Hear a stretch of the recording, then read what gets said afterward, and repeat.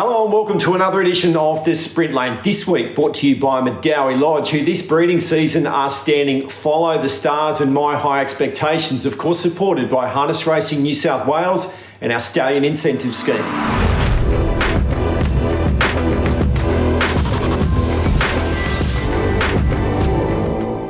Well, I'm recording this week's episode from lockdown at home. Of course, the COVID protocols are in place. They're strict. They're strict for a reason. It is so important that they're adhered to. From a racing sense, please keep an eye on our website for all the updates. It'll keep you informed as to what the next move is as it comes to hand.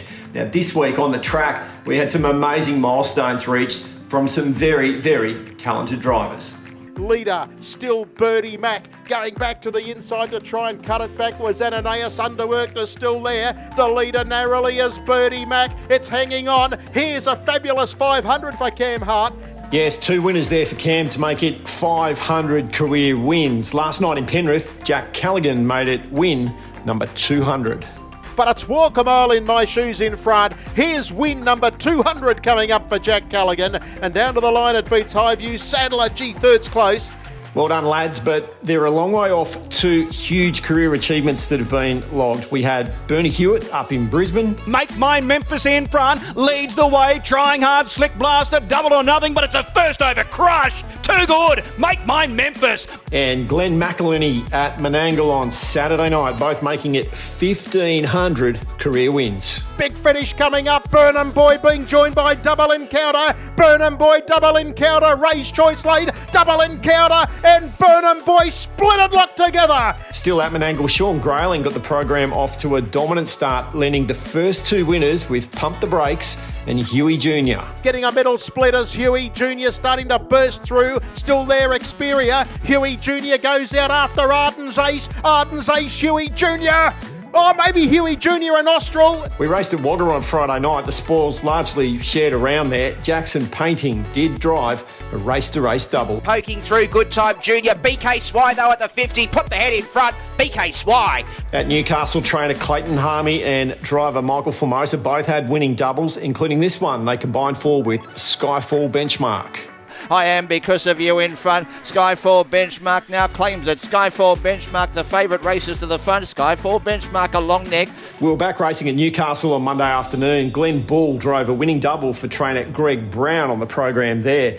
And on a night where we had 7 different winning drivers at Young on Tuesday, Amy Day made it a double in the last. But the leader, highly respected. We got a bad tumble at the top of the straight. Highly respected wins. The Turnbulls had a good night out in Bathurst on Wednesday. Amanda bringing up a winning double with Old Luke in the 4th on the card. Maddie Rue bounced back from a race fall the night before to bring up a double with Burns Bay. Joe's Redemption getting up outside Burns Bay. Along the inside, Tom the Curious. They go to the line. Burns Bay holds them off.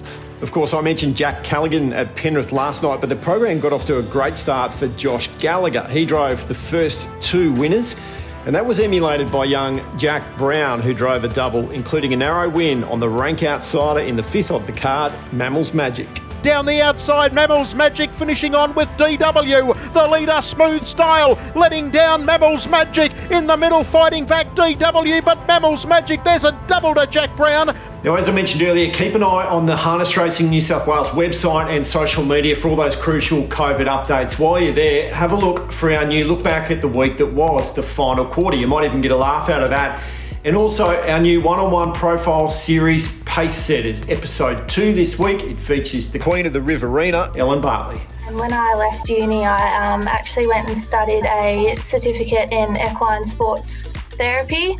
So pretty much massage therapy and sports therapy for horses, focusing mainly on muscles and recovery and rehab and that sort of stuff. Okay. Are we doing enough work in that space? I mean, you know, I can't imagine there's a lot of people doing it, and so it'd be relatively niche. But how important do you think it is in the performance of a horse from a racing perspective?